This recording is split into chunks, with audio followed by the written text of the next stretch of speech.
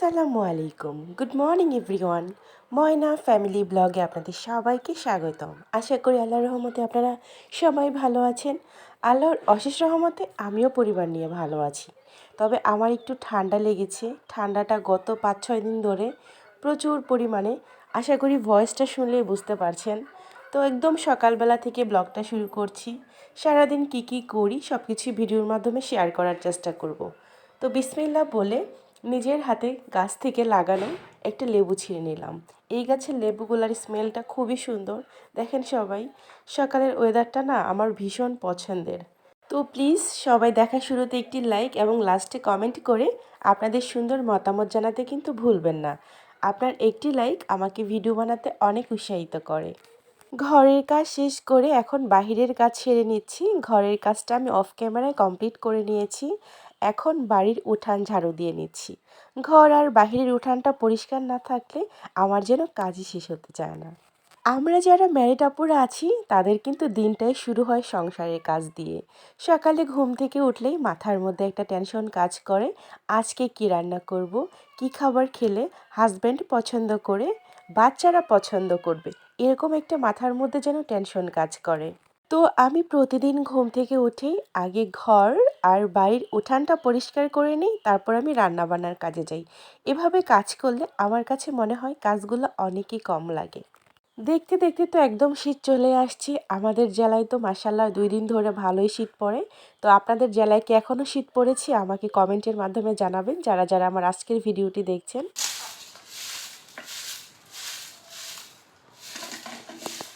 Video শুরুতেই বলেছিলাম প্রচুর ঠান্ডা লেগেছে। আশা করি আমার ভয়েসটা শুনলেই বুঝতে পারছেন। নিজের ভয়েসটা শুনতে নিজেরই ভালো লাগছিল না। তো প্লিজ আপনারা একটু অ্যাডজাস্ট করে নেবেন।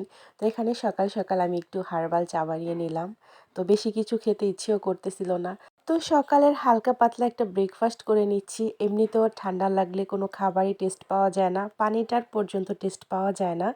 তো চায়ের সাথে বিস্কিটটা একটু ভালোই লাগতেছিল। গলাটা প্রচুর ব্যথা হয়ে আছে।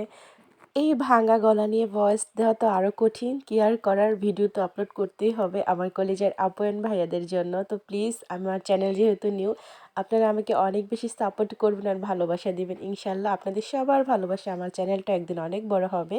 তো দেখেন সবাই, দুপুরে এখানে আমি মাসকলাই ডাল রান্না করছি মাছের মাথা দিয়ে। এই ডালটা না জানেন তো সবাই, আমার আব্বু অনেক পছন্দ করে।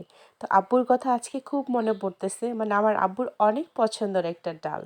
আমার ফুপিদের বাসায় যখন আব্বুর ইনভাইট থাকে বা আমাদের ইনভাইট থাকে তখন আমার আব্বুকে রাতের জন্য এই ডালটা দিয়ে দেয়, কারণ আমার আব্বু এটা অনেক লাইক করে, এমন একটা ব্যাপার।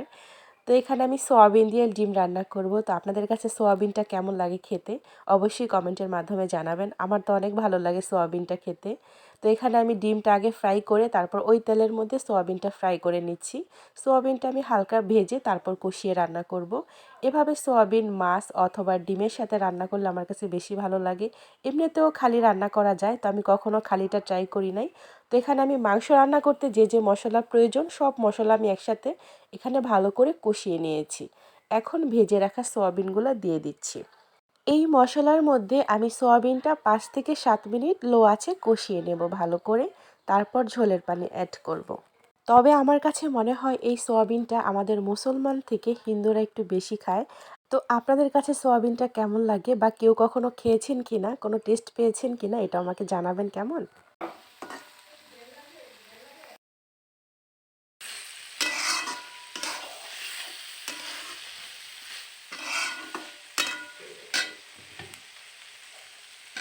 এই তো এখন ডিমগুলোও দিয়ে দিলাম। সয়াবিনের সাথে ডিমটাও 2 মিনিট কষিয়ে নেব, তারপর ঝোলের পানি অ্যাড করব। এই তো আমার কষানো কমপ্লিট। এখন ঝোলের পানি অ্যাড করে দিলাম, অপেক্ষা করছি বলক আসা পর্যন্ত। তো এরই মাঝে কিন্তু আমার তরকারিটা কিন্তু প্রায় কমপ্লিট। উপর দিয়ে গরম মশলা ফাঁকি অ্যাড করে দিলাম। এখন 1 মিনিট জাল করে নামিয়ে নিব। এটা নামানোর পরে পানিটা কিন্তু আরও শুকিয়ে যাবে। তো এরকম পর্যায়ে আমি তরকারিটা নামিয়ে নেব। দুপুরের খাওয়া দাওয়ার ভিডিওটা শেয়ার করলাম না, অফ ক্যামেরায় খেয়ে নিয়েছি। তরকারিটা ভীষণ মজা হয়েছিল। আর আজকে দুপুরে রান্না করেছিলাম চিংড়ি মাছ দিয়ে কচুরলতি। তো চলেন ফাইনাল লুকটা দেখাই। দেখেন সবাই, সোয়াবিন দিয়ে ডিমের ফাইনাল লুকটা কেমন হয়েছে। অনেকটা লোভনীয় লাগছে দেখতে, তাই না? মাশাল্লাহ। দুপুরে খাওয়া দাওয়ার পরে আর ক্যামেরাটা অন করি নাই, তো এখন ক্যামেরাটা আবার অন করলাম।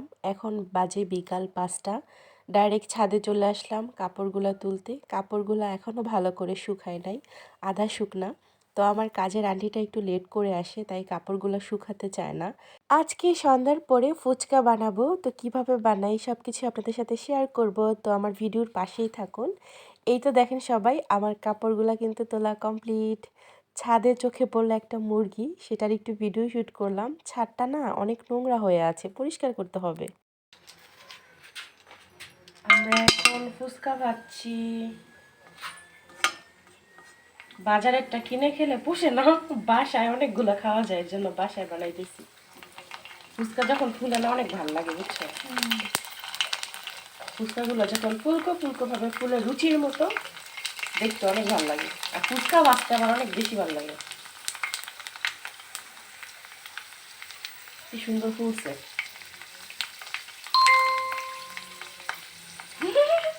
মেসেজ আমার টাইম পাই নাই, ভিডিও করার সময় মেসেজ। আমরা এখন ফুচকা খাবো সবাই মিলে। মাশাআল্লাহ কত সুন্দর করে ফুলতেছে। নাকি আরেকটু কালার হতো? এই তো ফুচকা হয়ে গেছে, কমপ্লিট। দেখেন সবাই, এরই মাঝে কিন্তু আমার ফুচকা বানানো কমপ্লিট। অফ ক্যামেরায় আমি কিন্তু ঘুগনিটাও করে নিয়েছি। ঘুগনিটা না অনেক মজা হয়েছিল। আজকে কোনো কিছু বাজারের কিনা না, আমি সব কিছু নিজের হাতে ঘরের উপকরণ দিয়ে আমি বানিয়েছি। আর টক পানিটা দেখেন সবাই কতটা লোভনীয় হয়েছে, দেখেই মনে হচ্ছে অনেক ঝাল হবে। আর ফুচকা কিন্তু ঝাল না হলে একদম ভালো লাগে না, তাই না? এক প্লেট ভিডিও করার আগেই শেষ হয়ে গেছে। ভিডিও করতে পারলাম না ভালো করে, এত টেস্ট হয়েছে বলার মতো না। যে যে দিক দিয়ে পারতেছে দিক দিয়ে খাইতেছে।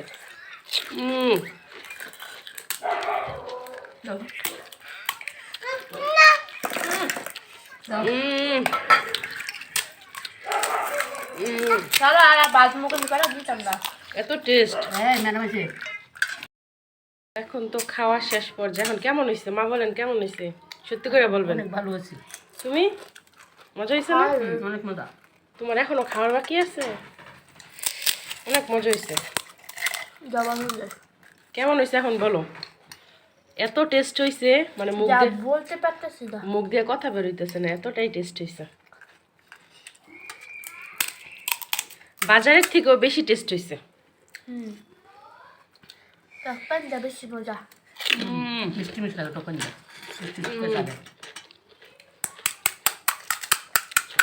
বাজারের থেকেও ভালো হয়েছে। কেমন লাগলো আমার ফুচকা খাওয়ার ভিডিও? যারা যারা ধৈর্য সহকারে আমার ভিডিওটি দেখেছেন সবাইকে অসংখ্য ধন্যবাদ। আবার আসছি নতুন কোনো ব্লগ ভিডিও নিয়ে। সবাইকে টাটা।